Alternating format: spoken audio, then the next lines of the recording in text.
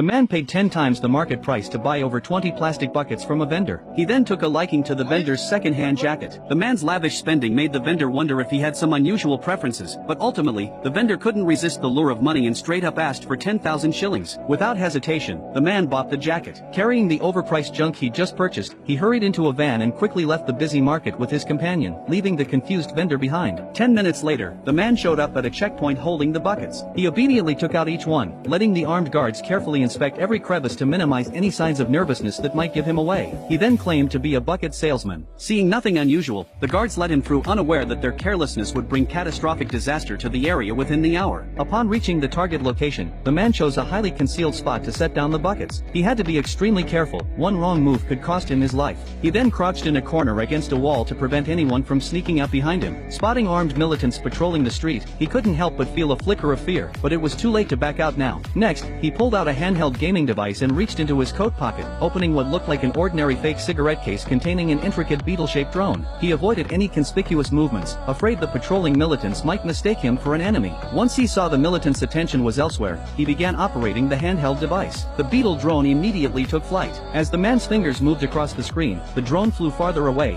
heading straight for the building ahead. While controlling the device, the man kept glancing around. He couldn't afford a single mistake at this stage. Meanwhile, the live feed from the beetle drone was transmitted to a secret base somewhere in the UK, where over a dozen senior officials stared wide-eyed at the screen. As the drone advanced, its camera captured two suspicious individuals in the courtyard, but they weren't the mission targets. The drone continued probing inside the building, where a figure came into view. The man frowned upon seeing the person's face, clearly not the terrorist they were after. However, watching the person carry a teacup into an inner room suggested an important guest might be inside. He maneuvered the drone upward, settling it on a beam in the ceiling. As the camera panned forward, it finally revealed four suspicious figures in white robes. With this new discovery, the drone landed on a wooden beam and waited, but the footage only showed their backs, not their faces. Colonel Catherine ordered the drone to circle to the other side to confirm whether one of them was the target. Positive identification was required before any further action could be taken. Despite the risk of detection, this was a direct order from above, so the man had no choice but to comply. Just then, the target suddenly turned around, eyes locked directly on the drone's camera. The man outside held his breath, terrified if discovered, the militants would lock down the area immediately. Fortunately, it was a false alarm, but the target's turn allowed analysts at the base to scan her face. It took only a second to confirm she was the terrorist leader MI6 had been tracking for 6 years.